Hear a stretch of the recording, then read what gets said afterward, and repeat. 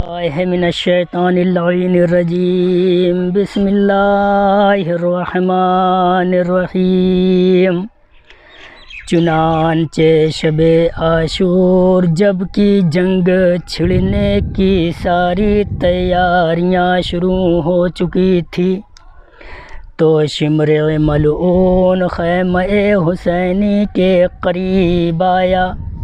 یہاں مولا کے چند صحابی پہرے پر بیٹھے ہوئے تھے۔ انہوں نے یوں ہی اس کی صورت دیکھی، سب کے سب بکھر پڑے، کھڑے ہو گئے۔ سکی نے کہا، مجھے دیکھ کر تم لوگ ناحق بکھر گئے، ہم تو اپنے بھانجے ابوالفضل العباس سے ایک بات کرنے آیا ہوں۔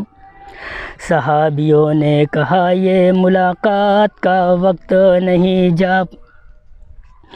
جا پلٹ جا۔ شمر نے کہا، تم میں سے کوئی جا کر صرف عباس سے اتنا پیغام پہنچا دے کہ باہر آ کر میرا ایک پیغام سن لے، پھر چلے جائیں۔ ایک صحابی نے جا کر حضرت عباس کو مطلع کیا۔ شمر کا نام سنتے ہی علی کے شیر کی آنکھوں میں خون اتر آیا۔ کہا، میں اور شمر سے بات کروں؟ لا حول ولا قوت۔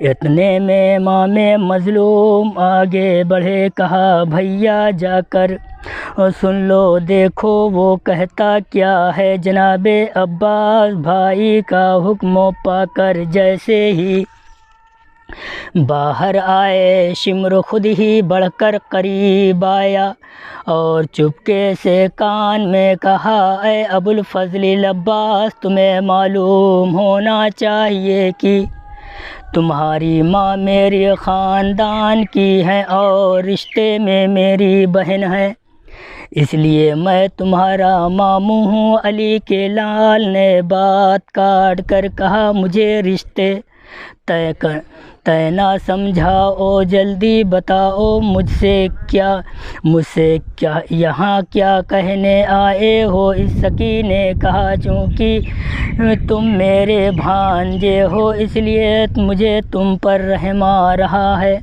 اگر تم حسین کو چھوڑ کر میری طرف چلے آؤ تو میں تجھے یزید سے کہہ کر اونچے سے اونچے عہدے دلا دوں، تمہاری بہادری سے میرا بھی سر اونچا ہوگا۔ زادار و شمر کا اتنا کہنا تھا کہ جناب عباس نے تلوار کھینچ لی اور کہا، اے شمر، تو اپنے ہوش میں ہے کہ نہیں؟ یہ کس سے بات کر رہا ہے؟ میرے آقا حسین اور ان کی اولاد کے خون کا پیاسا ہے اور مجھے لالچ دے کر اپنی طرف بلا رہا ہے۔ بھلا یہ غلام اپنے آقا حسین کے مبارک قدموں کو چھوڑ کر تیرے فاسق و فاجر امیر کی بیعت کرے گا؟ تف ہے تجھ پر اور لعنت ہے تیرے کمینے اور نجس امیر پر۔ ہٹ جا میری نگاہ کے سامنے سے، ورنہ تیری گردن ابھی اڑوا دوں گا۔ شمر یہ جواب سن کر وہاں سے چلا آیا۔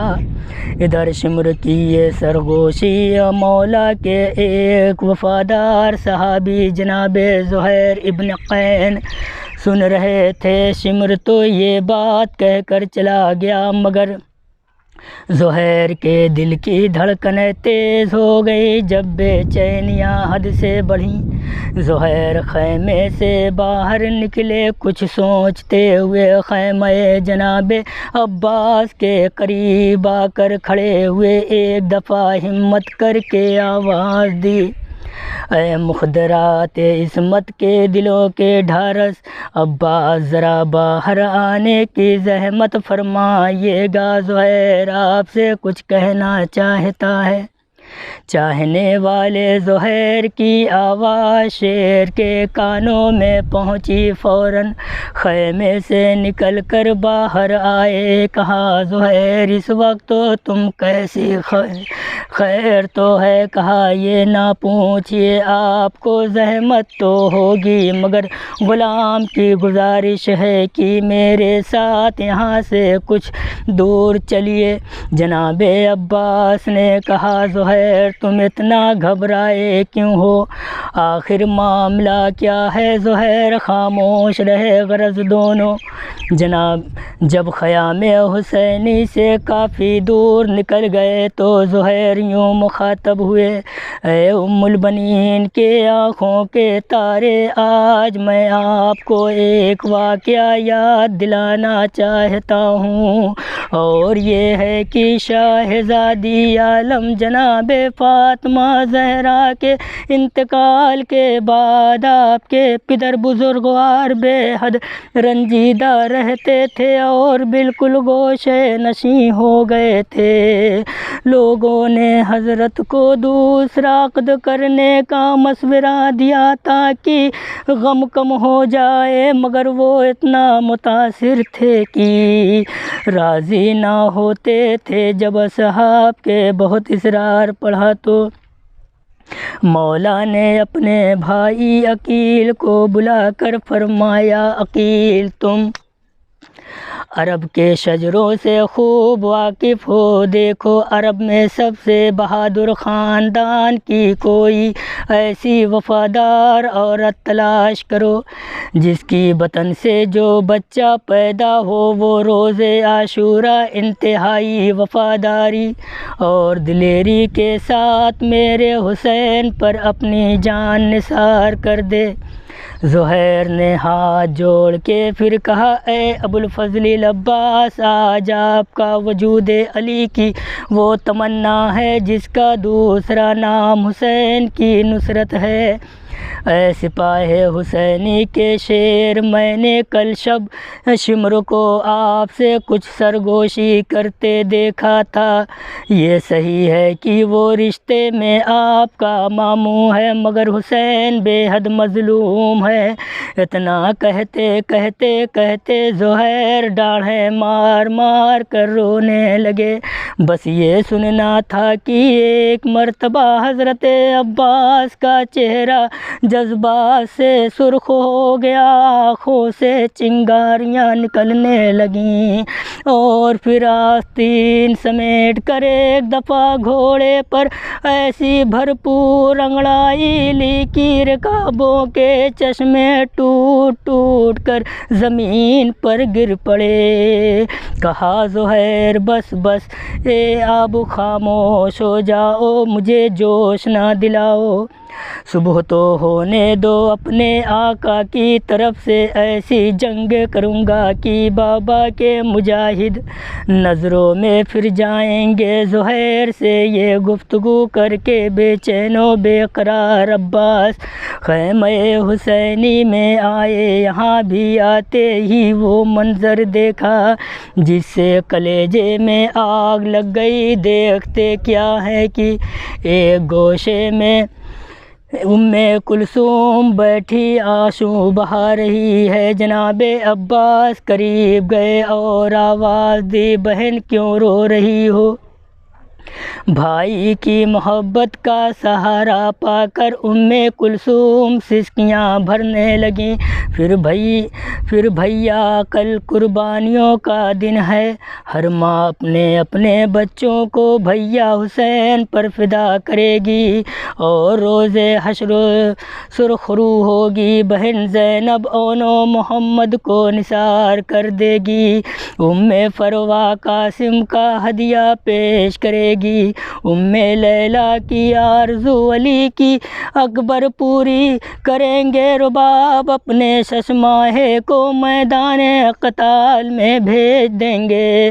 مگر افسوس کہ میں ایسی بد نصیب ہوں جس کے کوئی اولاد نہیں، میرے ارمان دل ہی میں گھٹ کر رہ جائیں گے، میں کس منہ سے روز حشر روز سیدہ کا سامنا نہ کروں گی۔ بہن کی اس پاس انگریز جملے سن کر جناب عباس نے ہاتھ جوڑ کر اور سر جھکا کر کہا، بس اتنی سی بات تھی جس کے لیے آپ اتنا پریشان ہیں۔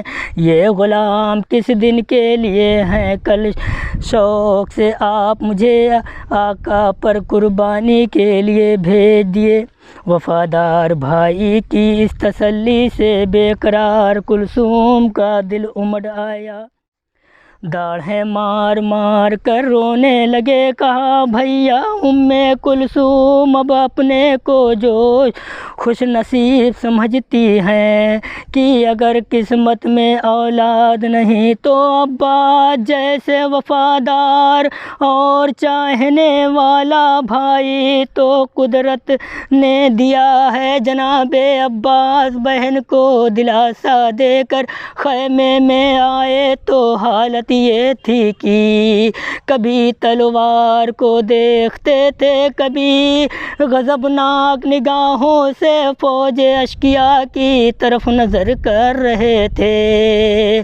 جب بے تابی حد سے بڑھی تو تلوار کو ایک پتھر پر ثقل کر دیا شروع کر دیا اور زبان سے کہتے کہتے، اے میری شمشیر، کل تجھ سے وہ کام لینا ہے کہ میدان کربلا میں تہلکہ مچ جائے گا۔ اسی اثنا میں ٹہلتے ہوئے امام حسین تشریف لے آئے۔ جناب عباس کے تیور دیکھے، ہاتھ میں تلوار لیے باڑ رکھے ہوئے دیکھا، دل میں نہ جانے کیا سوچا۔ قریب گئے، کہا، بھیا ذرا میں بھی تو دیکھوں کہ کیسی باڑ رکھی ہے۔ یہ کہہ کر تلوار امام نے ہاتھ میں لی اور دو ٹکڑے کر دیے۔ کہا، بھیا کل جنگ نہیں لڑنی ہے، صبر کا مظاہرہ کرنا ہے۔ تاریخ بتاتی ہے کہ وہ منظر تھا جسے دیکھ کر شیر کی زبان تو صرف خاموش رہی، مگر شدت جذبات سے پورا جسم کانپنے لگا۔ گرج کی رات تمام ہوئی، عاشور کی بھیانک صبح آئی اور سکائے سکینہ بھتیجی کی الغطس سن کر اپنی پیاس بھلا کر بچوں کی پیاس بجھانے کے لیے تنہا 4 کنویں کھود ڈالنے، مگر انہیں پانی نہ نکلا۔ پھر 5واں کنواں کھود، اسی میں پانی دکھائی پڑا۔ پیاسی سکینہ کوزہ لیے ہوئے دوڑی، چچا نے بڑھ کر بھتیجی کے ہاتھ سے کوزہ لیا اور پانی سے بھر کر پھر دے دیا۔ کئی روز کی پیاسی بھتیجی نے پانی پینے کا ارادہ کیا ہی تھا کہ اشقیاء ہاتھوں میں نیزے اور تلواریں لیے ہوئے آ پہنچے۔ سکینہ نے ہاتھوں میں کوزہ لیے ہوئے خیمے کی طرف بھاگنا چاہا کہ پیر طناب خیمے سے الجھ گیا۔ پیاسی سکینہ منہ کے بل وہیں گر پڑی، سارا پانی زمین پر بہہ گیا۔ بچی وہیں زمین پر گر کر لوٹنے لگی۔ ہائے قسمت، پانی ہاتھ میں آ کر جا رہا ہے اور پیاسی رہ گئی۔ الا لعنت اللہ علی القوم الظالمین۔